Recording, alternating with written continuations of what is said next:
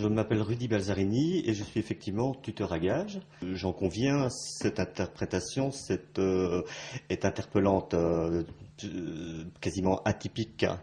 Derrière ce mot tuteur à gages, il y a la pratique du coaching. Cependant, le terme est galvaudé et mis à toutes les sauces.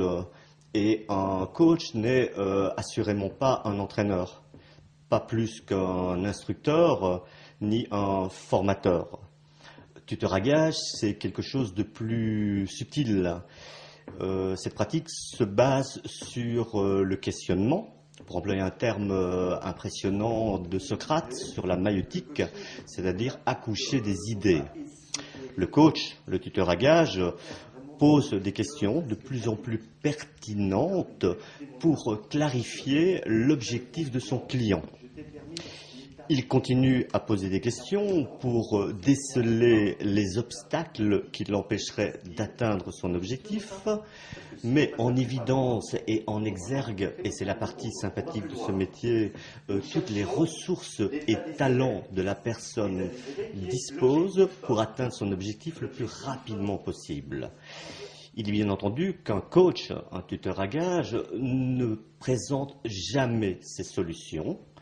Elles ne seraient a fortiori ou éventuellement pas les meilleures, puisque ce seront des réponses aux questions et des solutions qui lui appartiendraient, et donc cherche la solution de son client.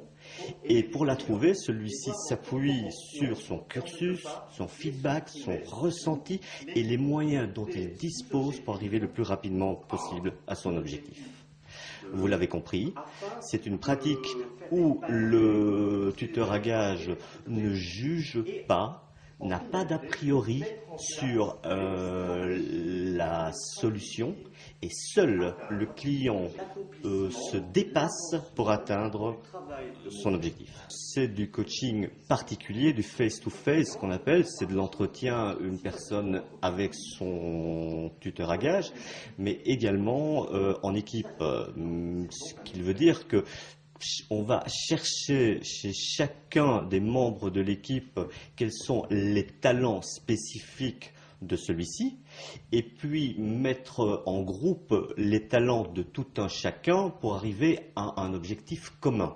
Donc il est question à ce moment-là de parler de vision d'entreprise. De vision d'entreprise pour être certain que tous vont dans la même direction et mettent l'énergie pour atteindre le même objectif.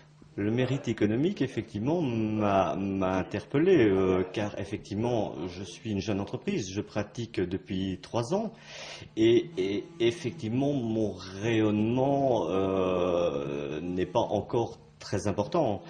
Et donc, que dire sinon que je suis touché que Esoprel ait pensé à moi pour ce prix, évidemment. Alors qu'est-ce qu'on peut me souhaiter pour 2009? C'est effectivement pouvoir pratiquer l'exercice de ma fonction le plus possible, parce qu'en plus, il y a un côté humaniste évident dans le coaching. On recentre l'individu au sein de sa société et on lui donne à nouveau de l'importance. Pour les sociétés qui ont compris qu'effectivement, situation nouvelle, attitude nouvelle, ils ne peuvent que penser à accompagner leurs cadres et eux-mêmes vers des attitudes nouvelles. Et je dirais enfin que oui, on m'appelle davantage qu'avant, évidemment.